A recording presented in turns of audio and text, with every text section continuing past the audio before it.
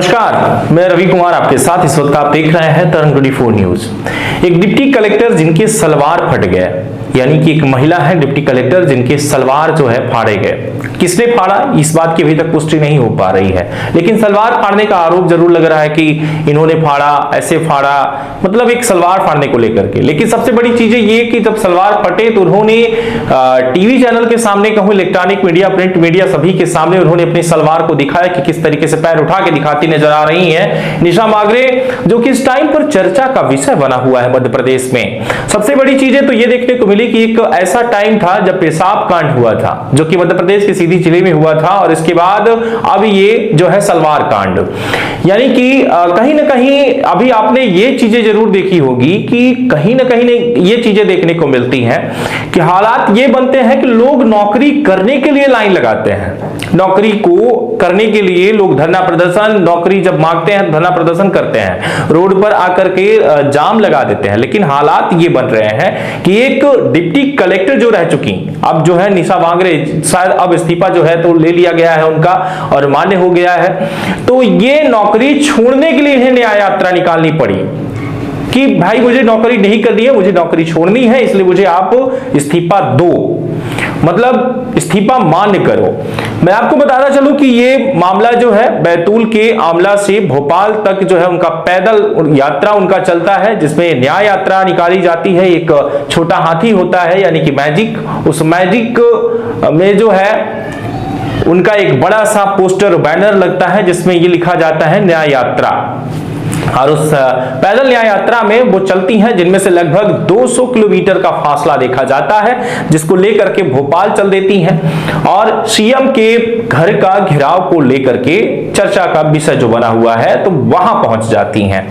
अब मुद्दे की बात यह है कि आखिर में कोई व्यक्ति अपनी नौकरी, जब जैसे डिप्टी कलेक्टर पोस्ट पर अगर कोई व्यक्ति हो तो क्यों छोड़ेगा, उसे नौकरी अगर करनी नहीं होती तो पहले ही ज्वाइन ही क्यों करता। अब उनका यह कहना है कि सरकार में मुझ पे जो है सही तरीके से ड्यूटी करने नहीं देती, मुझे जो है प्रताड़ित करती है, मुझ पर जो है दबाव डालती है कि तुम्हें इस तरीके से काम करना है। अगर मेरे काम को लेकर के मैं स्वतंत्र नहीं हूं, अगर मैं डिप्टी कलेक्टर के पद पर मैं अपने कार्य को करने की क्षमता नहीं रखती हूं, किसी के दबाव में आके काम करती हूं, तो ऐसी नौकरी मुझे नहीं चाहिए। यहां तक कि उनके आरोप है कि अगर कोई धर्म और कर्म के अगर कोई ऐसी चीजें होती हैं, वहां पर मुझे संविधान भी ये कहता है कि वहां पर आप जा सकते हो, लेकिन मुझे जो है रोका जाता है कि अपने ही कर्म धर्मों को लेकर के मैं वहां पर खड़ी नहीं हो सकती, तो ऐसी नौकरी किस काम की। जिस पूरे मामले पर जो है ये देखा जा रहा है कि एक बढ़ चढ़ के मामला जो है बना, और अब धीरे धीरे शिवराज सरकार पर उनके द्वारा आरोप लगाना शुरू हो गया। अब उनका कहना यह है कि मध्य प्रदेश की जो ये सरकार है, ये दलितों को और दलितों के विरोध में बहुत सारे काम करती है। शिवराज सरकार जो है दलित से दूरी बनाती है, भेदभाव करती है। इसको लेकर के जो है निशा मांगरे की यात्रा चली और अब ये जेल भी पहुंची। आपको बताता चलूं कि छतरपुर जिले के लवकुश नगर में एसडीएम के पद से इस्तीफा दे चुकी हैं ये। शासन ने इन्हें जो है तो मंजूरी नहीं दिया पहले, लेकिन जो है मंजूरी देने की बात चलकर सामने आ रही थी, जिसको लेकर के 200 किलोमीटर से ज्यादा पैदल चल चुकी हैं ये, जो कि सीएम हाउस पहुंची। यहां तक कि 2016 में डीएसपी पद के लिए ये चयनित हुई थी और 2017 में डिप्टी कलेक्टर के लिए, और इनकी जो है पहली पोस्टिंग जो हुई थी बैतूल के आमला में हुई। और इस पूरे मामले पर अगर बात की जाए कि आखिर में ये क्यों हो रहा है, तो बहुत सारी बातें चलकर सामने आ रही हैं। डिप्टी कलेक्टर के पद से इस्तीफा देने वाली निशा मांगरे ने राजनीति में आने की तरफ जो है एक बड़ा कदम देखने को मिला इनका, और आगे बढ़ा लिया है इन्होंने। दरअसल निशा मांगरे ने भोपाल में पीसीसी चीफ कमलनाथ से मुलाकात की। इस मुलाकात के बाद अब कयास लगाए जा रहे हैं कि निशा कांग्रेस की तरफ जो है चुनावी मैदान में उतर सकती हैं और ये कांग्रेस में जा सकती हैं, कांग्रेस में जाएंगी। ये खुद उनके द्वारा ये बातें रखी गई। यहां तक कि अगर बताते चले तो निशा मांगरे के इस्तीफा दिए जाने के बाद यहां के जो सामान्य प्रशासन विभाग ने जिन्हें भोपाल से सरकारी आवास पर अवैध कब्जा रखने पर नोटिस भेजा था, जिसे लेकर के कांग्रेस के पूर्व सीएम और पीसीसी चीफ कमलनाथ ने शिवराज सरकार की आलोचना की थी। उन्होंने कहा था कि दुख की बात है कि एसएससी वर्ग की डिप्टी कलेक्टर महिला के साथ व्यवहार ऐसा किया जा रहा है, उन्हें आजादी नहीं मिल रही है और वो अपनी तरीके से जो गाइडलाइंस होती है नियमों के अनुसार वो काम नहीं कर पा रही हैं।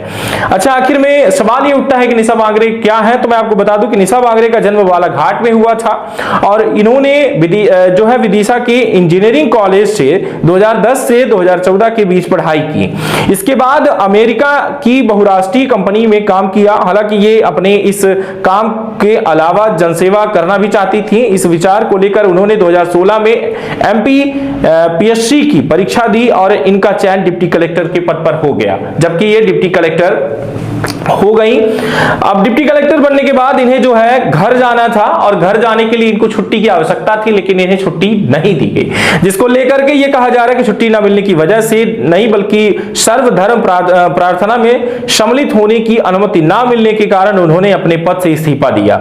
निशा बांगरे ने कहा कि कमलनाथ की संवेदनाएं उनके साथ हैं। चुनाव लड़ने के सवाल पर अगर कहा जाए तो सरकार इसी तरह परेशान करती रही तो दूसरा कोई हमारे पास रास्ता भी नहीं है। हम भी राजनीति में आएंगे, हम भी चुनाव लड़ेंगे और चुनाव लड़कर सामने आएंगे और इस बात का वो सामना करेंगे।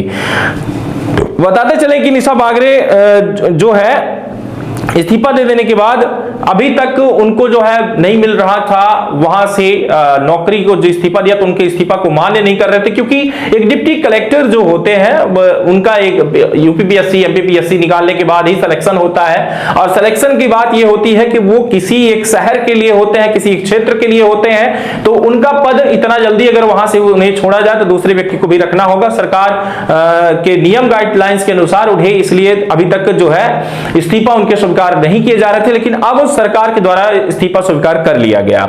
इसके अलावा नौकरी को छोड़ करके राजनीति में जाने का मन उन्होंने बनाने की खबरें को लेकर के भी जो है सामने आई वो, और उन्होंने कहा कि निशा बांगरे ने कहा था कि सेवा अभी जारी है लेकिन मौका मिला तो बेहतर करेंगी। बता दें कि प्रदेश में कई ऐसे नेता हैं जिन्होंने अपनी नौकरी को त्याग कर राजनीति में कदम रखा, जिसके अच्छे पद पोस्ट पर भी वो मंत्री और मिनिस्टर देखे जा रहे हैं, जिसको लेकर के ये कहा जा रहा है कि वो जो व्यक्ति हैं यानी कि जो मिनिस्टर हैं उन जहां वो पहुंच चुके हैं उन्हीं के रास्ते पर ये चल करके वहां तक पहुंचेंगी, इनका ये मानना है। इस पूरे मामले पर अगर भी कुछ बात की जाए तो शिवराज सरकार पर इनका आरोप लगाया है। इन्होंने आरोप लगाते हुए कहा है कि संवैधानिक और मानव अधिकारों का जो है इन्होंने हनन किया और मेरे अधिकारों का हनन हो रहा है। एमपी में अनुसूचित जाति की महिला के साथ अन्याय और अत्याचार बढ़ रहे हैं। डिप्टी कलेक्टर ने कहा कि इस्तीफा दिया लेकिन उसे स्वीकार करने की बजाय अब सरकार मुझे परेशान करना शुरू कर दी है और इस तरीके से अगर सरकार परेशान करेगी तो हम कहां जाएंगे।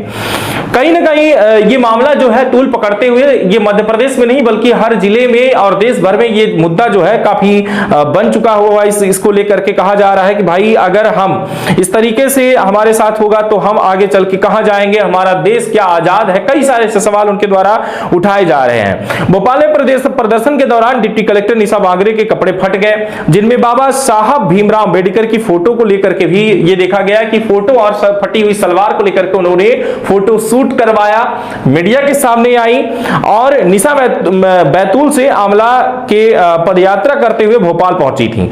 निशा बांगरे की गिरफ्तारी भी हो गई और उन्हें एसीपी एमपी नगर अक्षय चौधरी की कोर्ट में पेश किया गया, जहां उन्होंने जमानत मुचलका भरने से इनकार कर दिया। उन्होंने कहा कि हमें जमानत नहीं चाहिए। जब उन्होंने ऐसा कहा तो मुचलका ना भरने को लेकर के उन्हें जो है जेल भेज दिया गया, क्योंकि वो अपनी जमानत खुद नहीं लेना चाह रही थी। उनके खिलाफ 151 के तहत जो है कार्रवाई की गई थी। इससे पहले निशा ने बोर्ड ऑफिस चौराहे पर अंबेडकर प्रतिमा पर माल्यार्पण किया। कांग्रेस विधायक पीसी शर्मा, भोपाल कांग्रेस के जिला अध्यक्ष मोनू सक्सेना भी उनके साथ थे। पुलिस ने दोनों को हिरासत में ले लिया। सक्सेना ने पुलिस पर निशाना बांगरे के कपड़े फाड़ने का आरोप लगाया। निशा बांगरे छुट्टी नहीं मिलने पर 3 महीना पहले ही छतरपुर के जिले लवकुश नगर में एसडीएम के पद से इस्तीफा दे दिया था, लेकिन शासन ने इसे जो है मंजूर नहीं किया, जो कि मैं पहले ही आपको बता चुका हूं। बांगरे ने कहा कि मैं 12 दिन से सड़क पर हूं और सीएम आंख से आंख मिलाकर बताएं कि क्या ये एक बेटी के साथ जो अन्याय कर रहे हैं क्या ये सही है, क्या ये अन्याय जो हो रहा है ये जनता जो देख रही है क्या सही है। उन्होंने कहा कि हमने यात्रा भी शुरू की जब पुलिस तब मुझे जाकर के गोली चलवाने और डंपर से कुचलवाने की धमकी भी दी, जहां की उनका कहना है कि सीएम के द्वारा मुझे धमकी दिलवाया गया है। उन्होंने कहा मध्य प्रदेश शासन मेरे साथ अन्याय कर रहा है, मुझे न्याय के लिए 200 किलोमीटर से ज्यादा पैदल चलकर आंवला से भोपाल आना पड़ा, मुझे सर्वधर्म प्रार्थना करने से रोका गया, मुझे घर के उद्घाटन में जाने से भी रोका गया, जबकि संविधान हमें धार्मिक स्वतंत्रता का अधिकार देता है। मैंने इस्तीफा दिया तो तथा कथित मामा मेरे साथ नोटिस और पुलिस खेलने लगे।